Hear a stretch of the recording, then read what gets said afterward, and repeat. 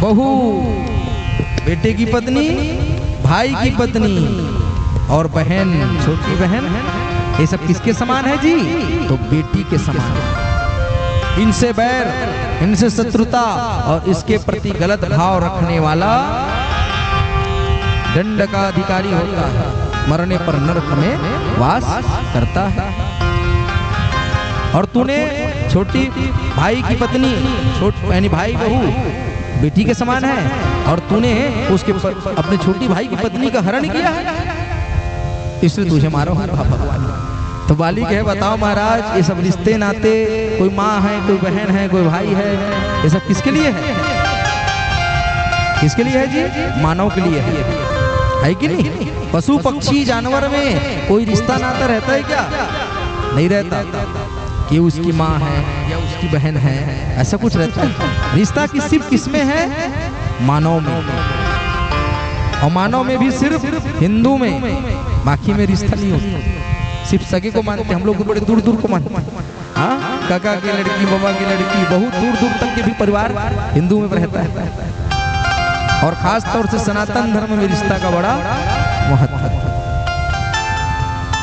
तो बाली कहे महाराज ये सब मानव के लिए है, मैं तो क्या हूँ? तो कहा तुम बानर, तो बानर में रिश्ता नाता नहीं होता। तो भगवान कहे कोई बात नहीं, अरे हम राम, हम अभिराम हैं, द्वापर में कृष्ण बनेंगे, तुम जरा बनना और मैं तुम्हारे हाथ से वैकुंठ धाम को जाऊंगा। आज भगवान ने अपने एक युग पूर्व कहे हुए बात को यथार्थ सत्य करते हैं। और भगवान जो है अपना शरीर छोड़ देते हैं। भगवान आज वैकुंठ धाम को जाते हैं। वैकुंठ नहीं भैया, कहाँ जाते हैं? गोलोक धाम को जाते हैं। भगवान गोपाल हैं, इसलिए भगवान कहाँ गए? गोलोक धाम को जाते हैं। कमला कांत प्रभु, चलिए सब गाइए। कमला कांत प्रभु, कमल नयन स्वामी, कांत प्रभु, कमल नयन स्वामी, घट घट वासी अंतरयामी, घट घट वासी अंतरयामी, नारायण दीन दयाल जय जगदीश हरे, नारायण दीन दयाल जय जगदीश हरे। कमला कांत प्रभु, कमल नयन स्वामी, घट घट व्यापी अंतरयामी, कमला कांत प्रभु, कमल नयन स्वामी, घट घट वासी अंतरयामी, नारायण दीन दयाल जय जगदीश हरे, नारायण दीन दयाल जय जगदीश हरे। भगवान आज गोलोक धाम को प्रस्थान करते हैं। बोलो कृष्णचंद्र भगवान की। ये है परम लोक गमन की कथा। तो भगवान का शरीर जैसे पता चला भगवान नहीं है, भगवान नहीं रहे, तो खलबली मच गई। सारे लोग भगवान को देखने के लिए, आज भगवान को देखने के लिए सारे लोग पहुंच गए। और जैसे सारे लोग पहुंचे, भगवान के शरीर को जलाने का प्रयास किया, तो कहाँ से जलेगा? वो तो दुर्वासा उसको क्या बना दिया है? वज्र बना दिया है। तो भगवान के शरीर को लोगों ने क्या किया? उसको समुद्र में बहा दिया। गुजरात के पिंडराक क्षेत्र से बहाए और बहते बहते कर्नाटक, केरल, तमिलनाडु होते होते उड़ीसा, और उड़ीसा में भी पुरी, जिसको हम लोग आज जगन्नाथपुरी कहते हैं, ऐसे उड़ीसा में भगवान का शरीर आज पहुंच जाता है। भगवान ने एक पुरी, द्वारिकापुरी को छोड़ा और कलयुग में द्वारिकापुरी को भगवान बसाते हैं। एक सुंदर सा भाव है, एक सुंदर सा गीत है, आप सब गाइए। ठाकुर भला विराजो हो, ठाकुर भला विराजो ना, उड़ीसा जगन्नाथपुरी में भला विराजो। ठाकुर भला विराजो हो, ठाकुर भला विराजो ना, उड़ीसा जगन्नाथपुरी में भला विराजो। ठाकुर भला विराजो हो, ठाकुर भला नाथपुरी में भला विराजो। ठाकुर भला विराजो हो, ठाकुर भला विराजो ना, उड़ीसा जगन्नाथपुरी में भला विराजो। कबले छोड़े मथुरा नगरी, कबले छोड़े काशी जी, कबले छोड़े काशी। कबले छोड़े मथुरा नगरी, कबले छोड़े काशी जी, कबले छोड़े काशी। द्वापर छोड़े मथुरा नगरी, सतयुग छोड़े काशी जी, सतयुग छोड़े काशी। द्वापर छोड़े मथुरा नगरी, सतयुग छोड़े काशी जी, सतयुग छोड़े काशी। कल युग में आए विराजे, कलयुग में आए विराजे, कलयुग में आए विराजे। कल युग में आए विराजे, आए विराजे। जगन्नाथ के वासी ठाकुर भला विराजो हो, ठाकुर भला विराजो ना। उड़ीसा जगन्नाथपुरी में भला विराजो, ठाकुर भला विराजो हो, ठाकुर भला विराजो ना। उड़ीसा जगन्नाथपुरी में भला विराजो, ठाकुर भला विराजो हो, ठाकुर भला विराजो ना। उड़ीसा जगन्नाथपुरी में भला विराजो। इस प्रकार से भगवान सतयुग में छोड़े, सतयुग में भगवान काशी को छोड़ते हैं और द्वापर मथुरा को छोड़ते। और एक कले युग में आए विराजे और जगन्नाथ के वासी भला विराजो हो। उड़ीसा जगन्नाथपुरी में भला विराजो ना।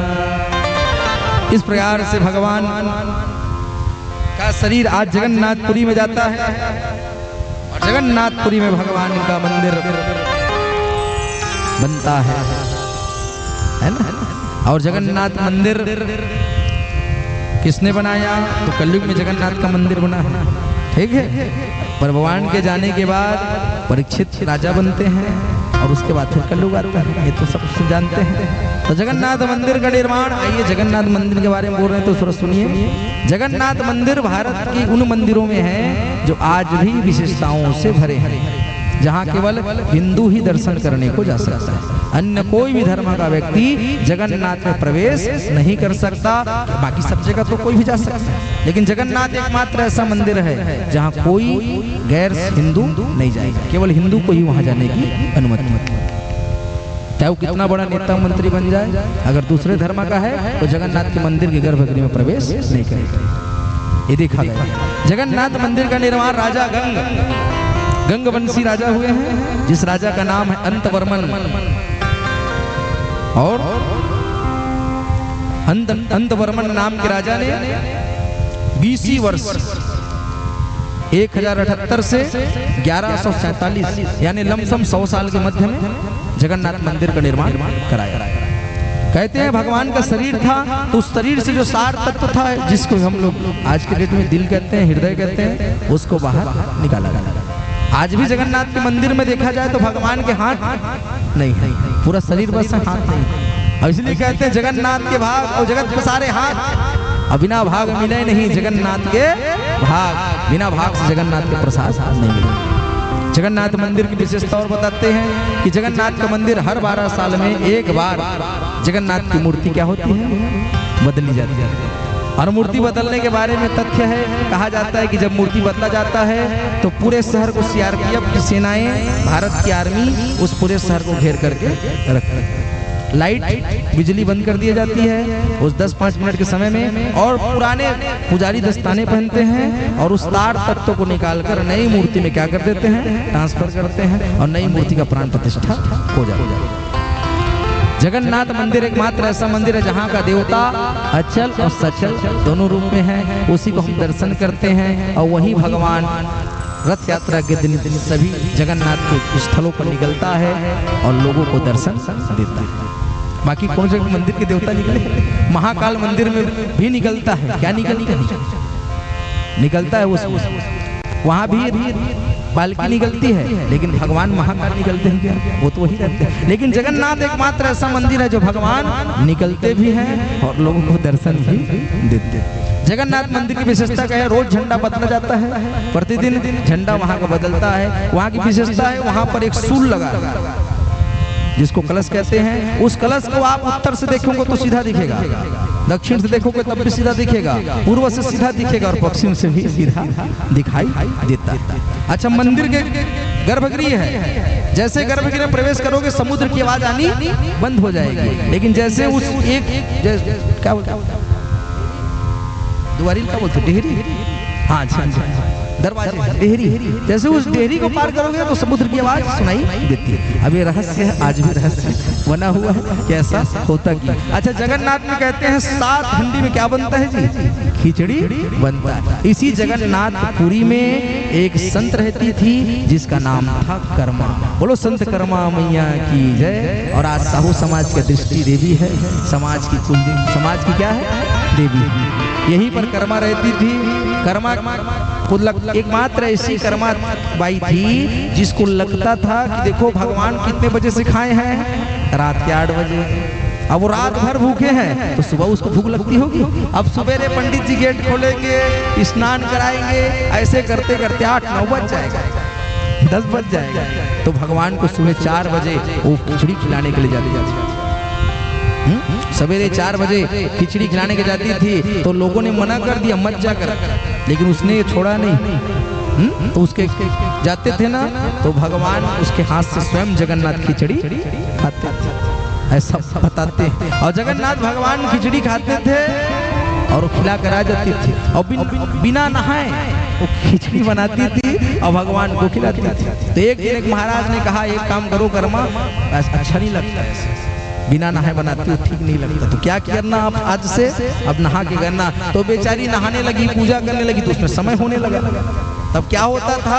अब भगवान को भूख लगने लगती थी तो भगवान क्या करते थे? स्वयं उसके घर 5 साल के बालक बन के खिचड़ी खाने चले जाते थे। जब पुजारी पट खोल के देखता था तो मुख में खिचड़ी लगी हुई रहती थी। आज उसी एक संत के नाम से वहां पर आज भी 7 हंडी में खिचड़ी बनाया जाता है। और वही महाप्रसाद है ना, जगन्नाथ से प्रसाद लाते हैं तो और कोई नहीं लाता, वही जो भात देते हैं ना, और भात ही तो है, उसी प्रसाद को क्या कहते हैं? अच्छा, वहाँ पर पब्लिक 5 लाख रहे चाहे 10 लाख, उससे फर्क नहीं पड़ता, वो प्रसाद कम नहीं पड़ता। चाहे 2 लाख रहेंगे तब भी उड़ जाए, और 10 लाख अगर पब्लिक आ गए तब भी वो प्रसाद कभी समाप्त नहीं होता। और जगन्नाथ के प्रसाद को लेने के लिए हाथ आगे करना पड़ता है। और दुनिया को देने वाले नाथ के हाथ के पास हाथ नहीं है। जगन्नाथ पढ़ के देखो, जगन्नाथ बोल के देखो, हाथ शब्द आता है, जगन्नाथ हाथ आता है ना, लेकिन उस जगन्नाथ के हाथ नहीं है। जगन्नाथ के भाग और जगत पसारे हाथ, अभिना भाग मिले नहीं, और जगन्नाथ के भाग जगन्नाथ के भाग। बोलो कर्मा मैया की जय। इस प्रकार से माता कर्मा ने खिचड़ी खिलाई। इसकी कथा भागवत महापुराण में आती है। अंत कथा तक हम आगे बढ़े तो जगन्नाथ मंदिर में कहते हैं 22 सीढ़ी है, मानव शरीर का प्रत्यात्मक है ना। और जगन्नाथ में जाओ तो लहर में नहाना चाहिए, लेकिन बच संभल के नहाना चाहिए। अच्छा बताओ कौन कौन जगन्नाथ गए हो? अरे वाह, ठीक है, साउंड वाला भी गए थे, मतलब विमल अभी टाइम निकालता। मैं कहा था जगन्नाथ के पाड़े। अच्छा, जगन्नाथ के पाड़े की कथा बताओ, कुम्हार पारा है ना। जगन्नाथ के पाड़े की विशेषता ये है कि जगन्नाथ देखो वो रोज हंडी बनना है, तो संत कहते हैं जब रोज हंडी बनना है तो 7 हंडी रोज बनाना है। अच्छा, हंडी एक ही बार भोजन बनता है, उसके बाद हंडी को क्या करते हैं? छोड़ देते। अच्छा, जगन्नाथ में एक विशेषता यह कि वहाँ हर साल एक बार जो चीज आ गया उसको दोबारा उपयोग नहीं करते, तो वहाँ का जो रोजगार का जो सिस्टम है ना वो चलता रहता है। जैसे वहाँ का जो कुम्हार है उसको कभी खाली रहने का समय नहीं मिलता, क्योंकि वो तो एक बार हंडी दिया उसको फिर खत्म, दूसरा दिन आज फिर बनाना है, कल फिर बनाना है, परसों फिर बनाना है। अच्छा, वहाँ के बढ़ाई को भी हर साल तीर रथ बनाने को मिलता है, और तीर रथ बनाते हैं हर साल, तो वहाँ पर जो रोजगार की व्यवस्था कितना अच्छा है। एक बार हम लोग क्या करते हैं, एक बार लड्डू गोपाल लाए, वो चला थे 20 साल तक, तो मूर्ति बनाने वाले को रोजगार मिला क्या? नहीं। के साल हो गया सत्संग कथा कराए, का पता महाराज हमारे बाबा के जमाना को कथा नहीं हुआ था। तो पंडित को रोजगार नहीं मिल रहा है। लेकिन जगन्नाथ मंदिर में ऐसा क्या है जो सबको रोजगार देता है, जो एक बार बन गया दोबारा उपयोग नहीं होगा, फिर से बनाना ही पड़ेगा। जगन्नाथ की विशेषता है। जगन्नाथ मंदिर 22 सीढ़ी छेमक की प्रतीकात्मक है, मानव शरीर को दर्शाता है। ऐसे जगन्नाथ मंदिर, बोलो जगन्नाथ धाम की जय।